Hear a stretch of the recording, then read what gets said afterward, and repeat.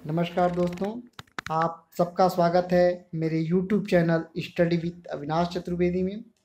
मित्रों, हम लोग आज अध्ययन करेंगे उत्तरकालीन मुगल शासकों के क्रम में अंतिम दो मुगल शासक अकबर द्वितीय एवं बहादुर शाह द्वितीय के बारे में।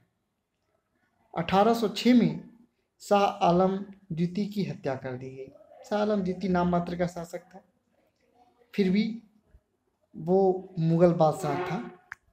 उसकी हत्या किए जाने के बाद अकबर द्वितीय, उसका पुत्र शाह आलम द्वितीय का पुत्र अकबर द्वितीय शासक बना।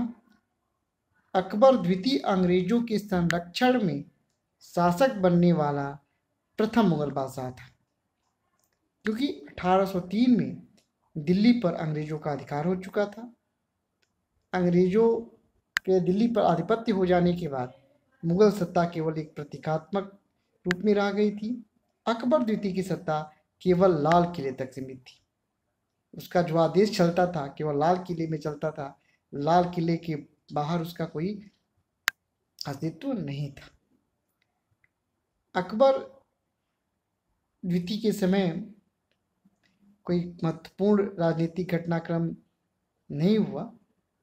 उसकी दरबार से जहाँ तक संबंध है उसके संबंध में हम जब उसी के समय मराठों का पतन हो गया, अंग्रेजों ने मराठों को अंतिम रूप से पराजित कर दिया और मराठा शक्ति का पराभव हो गया। 1837 में अकबर द्वितीय की मृत्यु हो गई।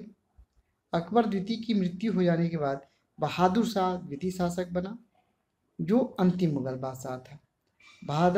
बहादुर शाह द्वितीय 1837 से 1857 तक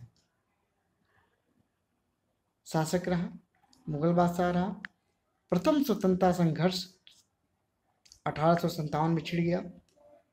अंग्रेजों ने मुगल बादशाह बहादुर शाह जफर पर यह आरोप लगाया कि उसने इस आंदोलन को उकसाया और इस विद्रोह का नेतृत्व किया और उसको रंगून निर्वासित कर दिया। रंगून जो वर्तमान में बर्मा है, म्यांमार है, उसकी राजधानी थी रंगून। रंगून निर्वासित कर दिया गया। रंगून में ही बहादुर शाह का निधन हो गया। बहादुर शाह जफर द्वितीय का जो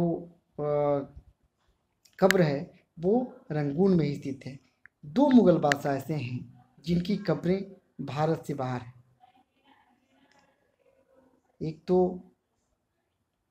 इसका है बहादुर शाह जफर का, दूसरे बाबर का भी है। बाबर को भी काबुल में दफनाया गया। और अगर देखा जाए तो वो पाकिस्तान में है, लाहौर में है जहांगीर का। तो तीन हम कह सकते हैं, बहादुर शाह जफर, जहांगीर द्वितीय और बाबर। तीन शासकों का जो कब्रगाह है वो भारत से बाहर है। इन नौ का मकबरा भारत से बाहर बना हुआ है। बहादुर शाह जफर नाम से कविता लिखता था, इसीलिए बहादुर शाह द्वितीय बहादुर शाह जफर के नाम से जाना गया। उसने उर्दू कविता शेरो शायरी को संरक्षण दिया। उसी के समय मिर्जा गालिब हुए, जिनके शेरो शायरी और जिनकी गज़लें बहुत लोकप्रिय हैं। मुझे उम्मीद है मित्रों आप लोग को ये जानकारी अच्छी लगी होगी। यदि जानकारी अच्छी लगी तो ज़रूर लाइक करिए और मेरे चैनल को सब्सक्राइब करना मत भूलिए, क्योंकि मैं आगामी 2 महीने के अंदर जीएस में इतिहास और अन्य महत्वपूर्ण टॉपिक्स को कवर करूँगा। देखते रहिए हमारे वीडियो। आप अपना बहुत ख्याल रखिएगा। नमस्कार।